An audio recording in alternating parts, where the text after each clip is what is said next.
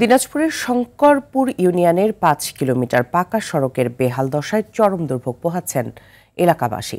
দীর্ঘদিন সংস্কার না হয় ভাঙা সড়ক, খানাখন্দ, কাদা ও জলবদ্ধতা জনজীবনকে দুর্বিষহ করে তুলেছে। বিশেষ করে বর্ষা মৌসুমে দুর্ভোগ আরও প্রকট আকার ধারণ করে। সংস্কারের উদ্যোগ না নেয়ায় ক্ষুব্ধ এলাকাবাসী। দ্রুত কাজ শুরুর দাবি তাদের। দিনাজপুর থেকে আনিস হোসেন দুলালের পাঠানো তথ্যচিত্রে আরও জানাচ্ছেন আব্দুল হামিদ।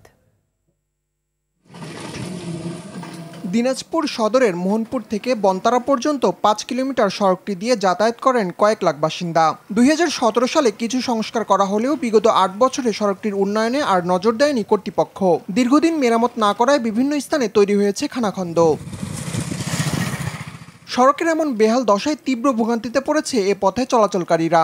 এই রাস্তাটা আমাদের একটা রাস্তা আর বিকল্প কোনো রাস্তা নেই। প্রায় ভাঙা, আমার বাড়ি বন্ধ ভাঙা উঁচাই নিচে, রাস্তা খুব সমস্যা ভাই। এই ব্রেক ভাঙে, চাকা লিক হয়, হ্যান্ডেলের কি সমস্যা, চলাফেরার বিরাট অসুবিধা। এই ভাঙা ফুটা এগুলো কতদিন যে ভালো করবে না করবে কিছুই বলা যায় না। গাড়ির চাকা শুদ্ধ বাঁকা হয়ে যায়। আমাদের বর্ষাকালে এই রাস্তাটা খুব ভোগান্তিবোধ আমরা পড়ি। অনেক সময় অটো কাজ হয়ে যায়, এটা ভয় লাগে আমাদের। যাতায়াতে অনুপযুক্ত সড়কটিতে প্রতিনিয়তই ঘটছে দুর্ঘটনা। মৃত্যু ঝুঁকি নিয়ে চলাচল করতে হচ্ছে চালক ও যাত্রীদের। এমন হয়েছে অবস্থা, সেই হাঁটায় জানা করে এত বড় পানি, এক হাঁটুয়ে পানি, যাওয়াই যায় না। বাচ্চারা মানে পানির মধ্যে আসতেছে, ঘা হচ্ছে, জ্বর। পরিষদের মেম্বার যে আছে তাদেরকেও বলি, তারাও গাও কিন্তু লাগায় না।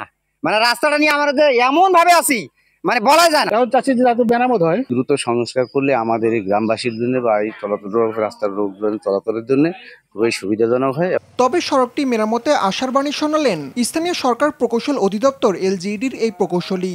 দরপত্র আহ্বান করে ঠিকাদারের সঙ্গে চুক্তি সম্পূর্ণ করেছি। ইতিমধ্যেই সেই রাস্তার আমরা ছয়টি কালভার্ট, যেটি 6টি কালভার্টের কাজ সম্পূর্ণ করেছি। তারপরে আপনার ক্রস ড্রেন আছে, সেই ক্রস ড্রেনের কাজ সম্পূর্ণ করেছে এবং প্রোটেক্টিভ ওয়ার্কের কাজ চলমান রয়েছে। জনদুর্ভোগ নিরসনে দ্রুত সড়কটি সংস্কারের দাবি জানিয়েছেন গ্রামবাসী। আব্দুল হামিদ, RTV।